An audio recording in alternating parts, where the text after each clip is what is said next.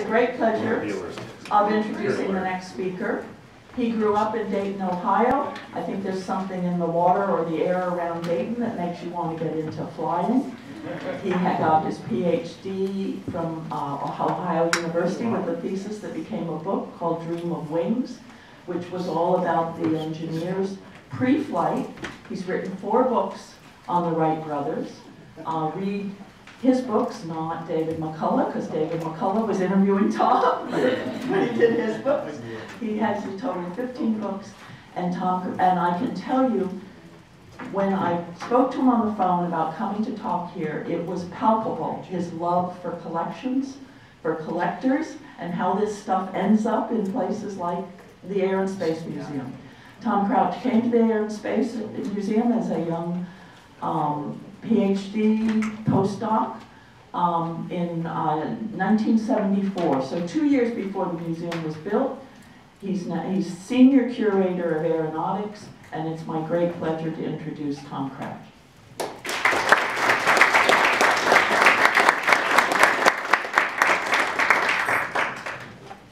Thanks, Barbara, very much. You'll have to stick with me today. I have a real killer cold that you can hear in my voice, I'm sure, so I'll do my best. You all just stand back. So,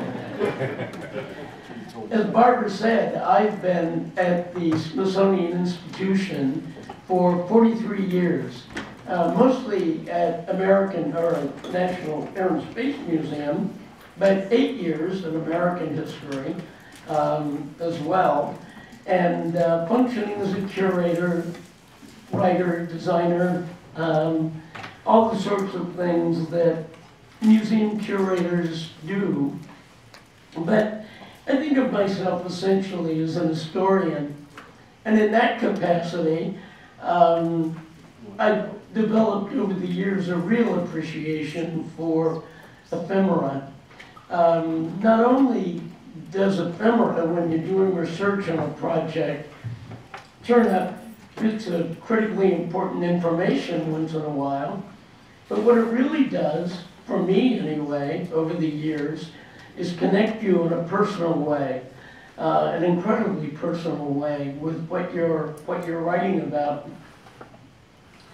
I remember quite a few years ago, 20 I suppose, working on the Wright brothers, as I often did in those years, and I was up at the Library of Congress and the Wright papers, and going through the financial records of the Wright Cycle Company. In fact, I was doing an article explaining exactly how you got from Dayton, Ohio to Kitty Hawk, North Carolina, in the middle of nowhere at the turn of the century, how they did it, how much it cost, how they transferred the makings of the airplane from Dayton to Kitty Hawk, all of that. And all of that was in the financial records of the bike shop. It was all one project to them. They paid for the airplane with money from the bike shop, so everything incoming was there, everything outgoing was there. And I remember I flipped through the pages to where they were talking, in fact, about buying tickets to do the train and so on down into North Carolina. And I turned the page, and there was a ticket that was marked Wright Cycle Company. When somebody brought in a bike to be fixed, like today, they would take a ticket, tear it in half, give one half to the customer, and put the other half on the bike. And at some point, somebody had brought their ticket in, gotten their bike, and Wilbur or Orville had just stuck it down in the pages of their little financial record book. And that connected them to me in just an extraordinary way. That moment, yeah, I was looking at pages they had actually written, but it was just that ticket that connected you to a particular moment that was just extraordinary. And what I'm going to talk to you about today is ephemera in our collection in general, the collection of the National Air and Space Museum. Oh, thanks.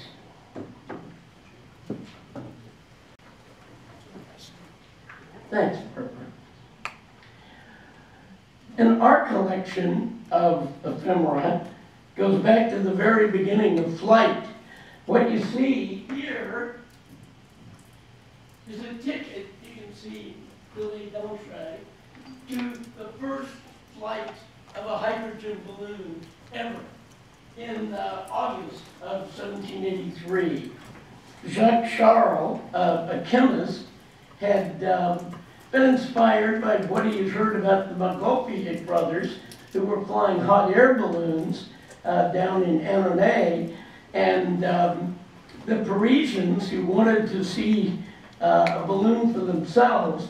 Again, the Montgolfier brothers, who invented the hot air balloon, were flying way down in the south of France, in the Ardèche.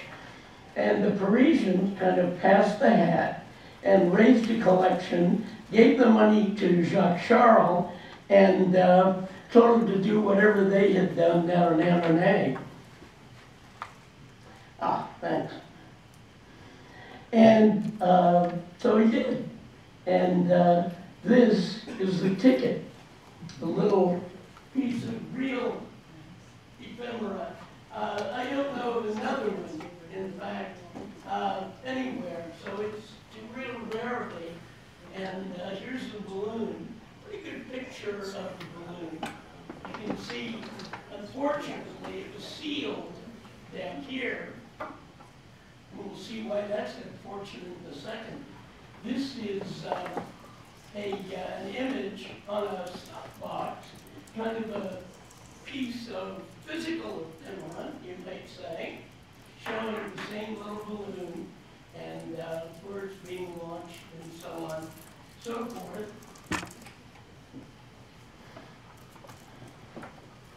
This is a print of the same flight.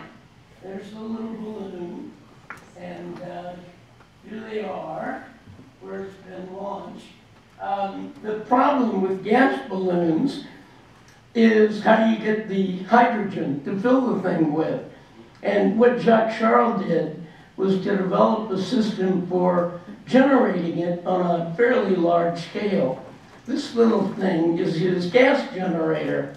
You fill those drawers with dilute sulfuric acid and iron filings, and of course hydrogen bubbles off, and you fill the balloon with that. Those of you who know Paris can kind of imagine where this is today. That's the École Militaire. There's Les Invalides. But in real life, Les Invalides isn't there. It's over here. And if you look up here, you can see that the title is backwards. And I think a lot of people think that's a misprint. But in fact, it's not. The print was designed to be seen in a zogroscope. You put the print on a flat table, and you look at it through a mirror and a prism. The French developed these things to give architectural prints like this one a sense of depth. And so that's why it's reversed and all that. This, of course, is where the Eiffel Tower is now. When you're visiting the Eiffel Tower, if you go a couple of 100 feet in front of it, down the Champ de Mars toward the École Militaire, there's a little plaque that talks about the world's first gas balloon was flown from this spot on August 27, 1783. You can see the crowd gathered. One of the things Americans forget when they think about the invention of the balloon is how many Americans were there and witnessed all of this. Franklin and his grandson were there. Almost all the members of the Adams family were there. John Jay and his family, wife, children, and so on and so forth. They were negotiating the Treaty of Paris to bring the American Revolution to an end. And so they witnessed all of this. The invention of the balloon just sent a wave of excitement sweeping across France. People had waited for millennia to see flight, and suddenly it was right here in front of their very eyes. And so just rabid excitement. You could put, as I showed you, a balloon on a snuff box, or a needle case, or any small handheld kind of tchotchke, and they'd fly off the shelves. People were just crazy about the balloons. And one of the reasons is they connected, really for the first time, the notion of science and technology and progress. These are people, after all, whose grandparents, great-grandparents, had not been familiar with the notion of progress. They expected their grandchildren and great-grandchildren would live lives very much like theirs. Now, people could see the power of science and technology to exert really extraordinary change. And for the Americans in Paris, that was especially invigorating. They, after all, had just, from their point of view, thrown off the chains of British tyranny. And here were the French throwing off the chains of gravity. And it wasn't lost on the Americans, the symbolic connection. And so all of their letters home and that kind of thing were just full of talk of the balloons. And Franklin was in the audience that day. He was suffering from gout. So, in fact, he wasn't on foot, he was in his carriage. And he heard when the crowd was breaking up after the balloon had gone, someone in the crowd say, well, okay, so they made it fly. What use is that? And Franklin immediately commented with his children, well, what use is a newborn babe? And one of Franklin's famous bonbons that he swept across France, thanks to his friend Baron Grimm. But the problem with this balloon, as I said, is you'll notice it's sealed at the bottom. And of course what that means is that as the balloon goes up, atmospheric pressure goes down, pressure inside the balloon raises, and eventually it bursts. And that first little gas balloon fell on the village of Gonesse. And you can see it here on the ground. And it's still full of hydrogen. So it's burbling around and moving. And the peasants actually thought it was a demon fallen from the sky. So they attacked it with scythes and pitchforks and whatnot, tied it to the tail of a horse, and drug it in triumph through the streets of Gonesse. They, 2 weeks later, in parishes all over France, a court circular was read, essentially telling people, if this happens to you, something like this falls out of the sky on you, don't worry about it. It's just our savants kind of doing their thing. Gonesse, unfortunately, this is sort of the comic end of the first gas balloon. It was the scene of a much more tragic aeronautical event just not all that many decades ago. Gonesse is the town where the Concorde crashed. It's only, I don't know, maybe 8 kilometers from the end of the main runway at Charles de Gaulle, and the Concorde came right down in the edge of the town and took a substantial number of lives in the village.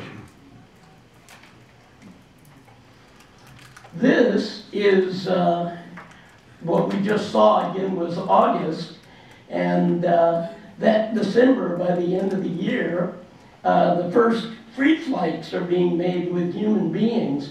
And again, you can see The Experience of the Globe Aerostatique by Monsieur Charles and Robert. Monsieur Charles is Jacques Alexander César Charles, who invented the hydrogen balloon and the means of filling it, generating enough hydrogen to fill it. And this is December 1st, 1783. Again, a really rare ticket. And once more, this is the only one I'm aware of. And here they are that day, taking off. This is the Tuileries.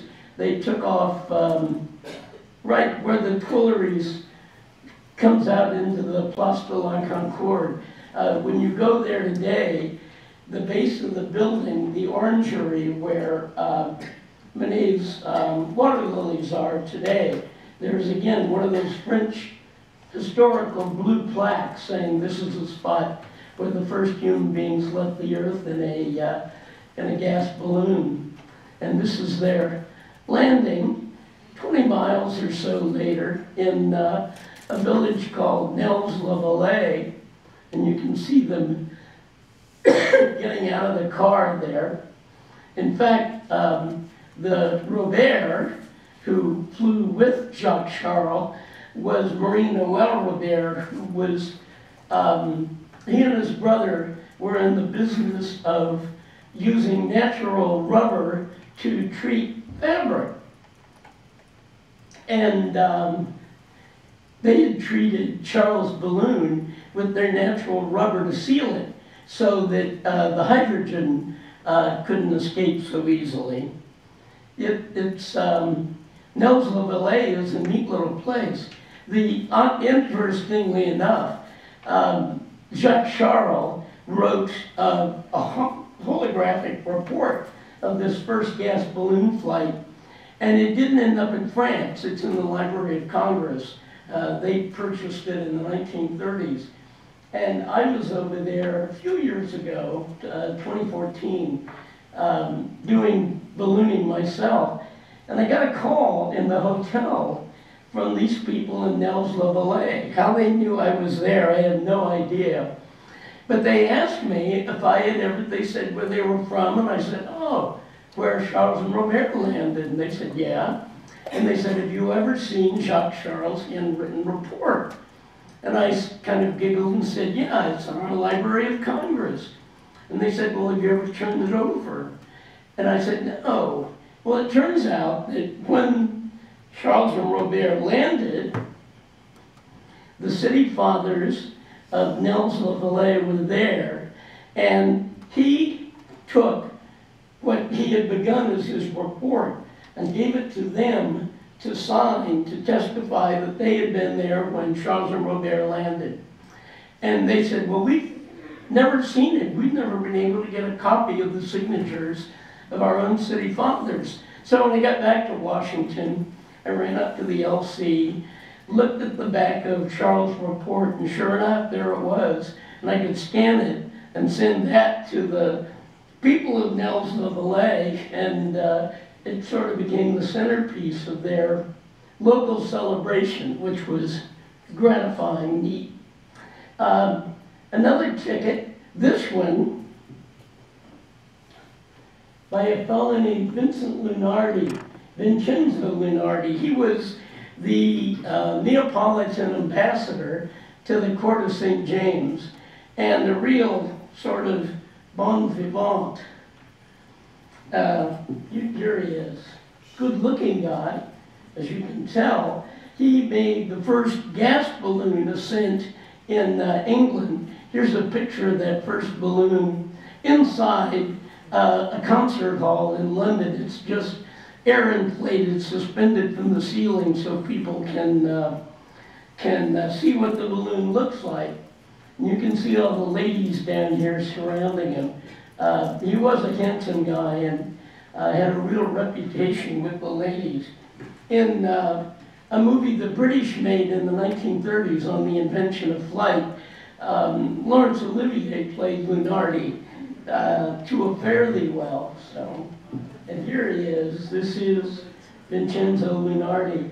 That's a fellow named George Biggin, and that lady is an actress. an opera singer named Letitia, excuse me, Letitia Sage. On the day they made this flight in 1785, the balloon had too much weight, so the only pilot in the crew, Lunardi, gallantly stepped out of the basket. He gave Biggin a few lessons about how to fly the thing and sent them off by themselves. Fortunately, they survived, and it sort of became part of Lunardi's legend. Here's his balloon. You see this thing falling. It's like an oar. Lunardi thought he was going to row himself across the sky. And on the day represented by this print, he had lost one of the oars. And I found an article in a scrapbook at the Royal Aeronautical Society talking about the fact that that oar fell at the feet of a barmaid who was bringing out drinks to the crowd. And she dropped the drinks and picked up the oar, and people immediately swarmed over her and just tore the thing apart. And in the article, she's bemoaning the fact that people destroyed this wonderful gift that the man in the sky had dropped at her feet. These are pages from our Upcott scrapbook, another fine source of ephemera in our collection, and I know in many museum collections, are in the scrapbooks.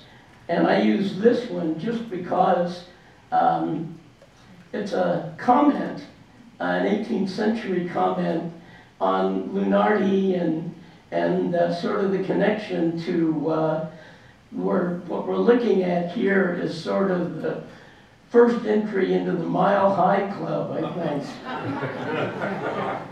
And I won't read the captions, but it's balloon satiric comic images like this that convinced me that in fact the 18th century was a different country, in fact. And I mean, ephemera does that as well. I remember working on a fellow named John Jeffries, who was the first American to fly. He was a Bostonian, and a well-born Bostonian, a medical doctor trained in England, surgical dresser with William Hunter. So when he comes back to Boston in the 1760s, he was one of the most well-trained surgeon physicians in Boston. And so I was looking through scrapbooks, again, at the Royal Aeronautical Society, looking for stuff on Jeffries. And I found this little squib of an article in a scrapbook about a friend of Jeffries named John Sullivan and another doctor. And the little squib said that John Sheldon kept the taxidermized body of his mistress in a box under his bed. And I shook my head and said, that can't be. The 18th century isn't that much of a different country. But in fact, ultimately in Jeffries' diary, I found the same notation, that in fact he'd gone to Sheldon's house. Sheldon pulled the box out in his bedroom, took the wooden top off, and there was the taxidermized body of his poor deceased mistress. And he told Jeffries that he just couldn't stand to let her go. So little pieces of ephemera, like that article, open whole new understandings of how different worlds can be. This is another piece of rare ephemera. Again, the only existing one of these that I know of. A fellow named John Folk, this gentleman, was in Paris at the time of the invention of the balloon. And he came home to Philadelphia, and the next year, in 1784, he began giving lectures about the balloons, and as part of the lecture, he would fly small balloons for the people to show them what was happening in France. And on this occasion, he sent that ticket to George Washington, inviting him to come and hear the lecture and see the balloon. And Washington, in this note from our collection, writes back and talking about the fact that he's fascinated by the balloons, but he has to attend a meeting of the Society of Cincinnati, so he won't be able to attend. But, I mean, you don't expect to find a George Washington signature in the archive of the National Air and Space Museum, but there it is. This is, excuse me, another ticket, this one by a fellow named Jean-Pierre Blanchard, who was one of the first French, really professional aeronauts. He would make balloon flights, sell tickets, and earned his living that way, and was quite really an extraordinary fellow. This is him. He was only about 5 feet tall. My favorite description of him is as an airy little sprite, and you can see that in the image. But in 1793, he made the first free flight in this country from Philadelphia, what was then the new jail, the Walnut Street jail, and the whole government turned out that day, including, again, George Washington, who by this time, of course, was president. And Washington gave John Blanchard a passport. Now, he only flew from Philly across the river to Deptford in New Jersey, but in case he'd gone farther, he had Washington's passport with him. Flew with a dog and a cat, which seemed to fascinate people. Another one of these early BA's tickets, this one, is for a flight by André Jacques Garnerin, again a French Revolutionary era balloonist, quite well known. And of course, women were heavily involved in flight at this time as well. And this is Elise Garnerin, Jacques Garnerin's niece. She was famous for making parachute jumps. She would go up in the balloon and cut herself loose and come down in a parachute, which was something that truly delighted the crowd. So our collection has all of this kind of thing. Let me catch up with myself here. And posters, handbills, this kind of thing, really documenting in some cases the only documents that exist of particular flights. This is a handbill from our Kindle collection, and it advertises, again, like Elise Garnerin, a parachute jump. This one was pretty extraordinary. This is the balloon. It was flown by an Englishman named Charles Green, who was the great English balloonist of the 19th century. And he worked for the folks who operated the Vauxhall Pleasure Garden. And they would pay him to make flights and draw the crowds and that kind of thing. On this occasion, this fellow, who was a watercolorist named Robert Cocking, had gone to the Vauxhall Garden and said, you know, I've invented this parachute, and I'll bet if I demonstrated it at the garden, you could draw a huge crowd. And they agreed, so they forced Green, against his better judgment, to carry Cocking up. He refused to drop Cocking. He had a mechanism so that Cocking would drop himself just in case. And in fact, just in case is what happened. Cocking dropped to his death. It was one of the great aeronautical tragedies of 19th century England and documented again in this kind of way with posters and hand-colored prints and whatnot. Another small piece of paper in our collection, and you can read it. Will General Scott please see Professor Lowe over and his balloon, A. Lincoln, July 25th, 1861. And that's in our collection. This, of course, is the Professor Lowe, to whom Lowe is, or Lincoln is referring. And Lowe, an American exhibition balloonist before the Civil War, had come up with the notion of using observation balloons, tethered observation balloons, to reconnoiter behind the Confederate lines. And the Army wasn't quick picking up on the idea, but Lincoln was fascinated by it. Lowe had actually known Joseph Henry, who was the first secretary of the Smithsonian, and he had come to Washington, and the war was just beginning, and Lowe had told Henry that he wanted to contribute. He had this idea about reconnaissance ballooning.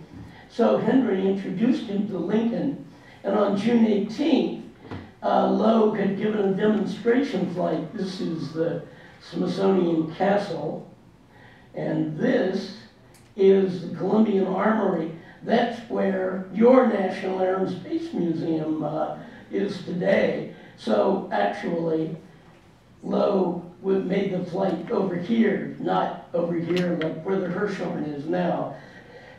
He actually made it right in front of our building. And this, which survives at the Library of Congress, is the telegram that Lowe sent from the air. He flew with a telegrapher, and they actually sent a telegram to Lincoln in the White House talking about what he could see and how useful it would be spying on the Confederates, that kind of thing. Just a couple of images from our collection. I talked about how in the 18th century they generated hydrogen gas to fill the balloons using barrels and whatnot filled with dilute sulfuric acid, oil of vitriol, and iron filings. Lowe did it by mixing that stuff in these kinds of inflation wagons, and there it comes to fill the balloon. And I included this one from our collection just because, I mean, look at these faces. This is just such an extraordinary document, it seems to me, talking about the nature of the Civil War Army, all the different kinds of uniforms and really incredible faces. Throughout the 19th century, ballooning was a popular spectator event in Europe and in America. And these are just some examples of posters from our collection advertising those kinds of flights. And of course, early on, the airplane was used for spectacular entertainment as well. This, 1911, this is a fellow named Calvert Perry Rogers. He was the first guy to fly an airplane, a Wright airplane, from coast to coast, from September into November of 1911. He didn't actually, obviously, fly nonstop. What he actually did was kind of crash his way across the United States. When he finally ended up in California, it was with a broken leg. He was flying with crutches strapped onto his airplane. And in fact, unfortunately, only a few months later, he was killed in an aircraft crash in California. Vin Fizz was a new sort of carbonated beverage that the Armor Company from Chicago was selling. And Rogers had signed up with the Armor Company, named his airplane the Vin Fizz, and had their logo painted on his airplane.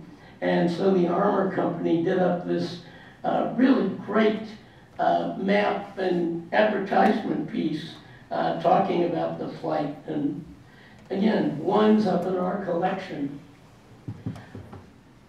Air meets, lots of posters that we have in our collection. These are all from European, and here's an big American airline poster.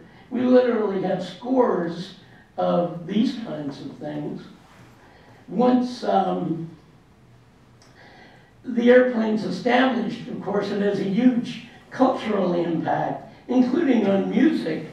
And these are examples of sheet music from our Bella Landauer collection, just the richest collection anywhere of flight-oriented sheet music and that kind of thing. She collected, as I'm sure many of you know, children's books as well on flight, which are in our collection, and general ephemera related to New York City, which is in New York Historical Society today. Airline posters in our collection. I love this Lufthansa poster with the old means of transportation and the Ju-52 up here. Graf Zeppelin, just really wonderful travel sort of images. Air meets were popular between the wars and are still popular today. Air racing and air shows are wildly popular even today. So we have those kinds of posters in our collection. Recruiting posters, of course, both British and mostly American, World War I and for World War II. You know, they capture the spirit of adventure and youthful enthusiasm and all of that kind of thing, getting young folks to sign up for the Army Air Forces. Post-war, airline posters. And our collection, of course, comes all the way down into the space age. And it's as rich, really, as our Air Age collection. I just included these to give you a notion that our collections of ephemera do come all the way forward. I was, as I was getting ready to give the talk back in Washington day before yesterday, I actually added a final slide that isn't in this presentation since this was preset. But the final slide deals with folks like you, with collectors, the folks who created our collections. Harry Frank Guggenheim, of the Guggenheims, of course, collected aeronautical prints and posters and whatnot. William A.M. Burton, who was a Wall Street guy dealing in aviation securities, a Vanderbilt he was, between the wars. He collected all sorts of 18th century flight material. We have a wonderful collection of 18th century balloon-themed furniture, for example, French, that William Burton collected and contributed. Bella Landauer, who collected our sheet music. Evelyn Way Kendall, a wonderful Bostonian collector who amassed 1,700 objects, ranging from prints and works of art to books and whatnot. I just opened an exhibition of her collection called Clouds in a Bag, and I'm going to set the bookmarks, ephemera in and of themselves, up here on the table. So I guess the first people to get up here can get a piece of ephemera commemorating this talk.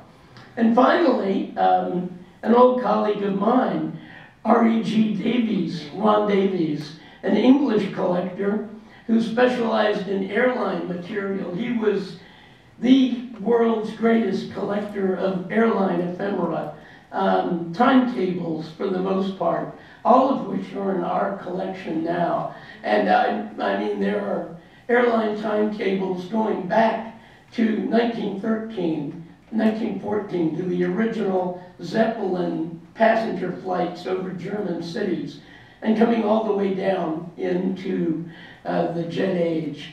Again, these kinds of folks like you, are the ones who've created the collections that we share today with the American public to help them understand and appreciate where we came from, how we got here, and what it's all about. So with that, I'll call it quits. And do we have a couple of minutes for questions?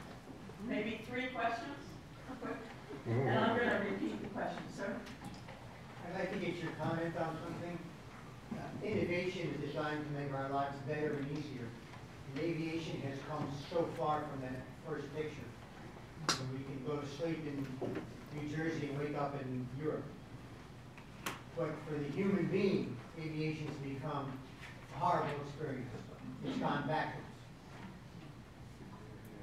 I guess this is more a comment than a question that the gentleman, His comment. of your comment.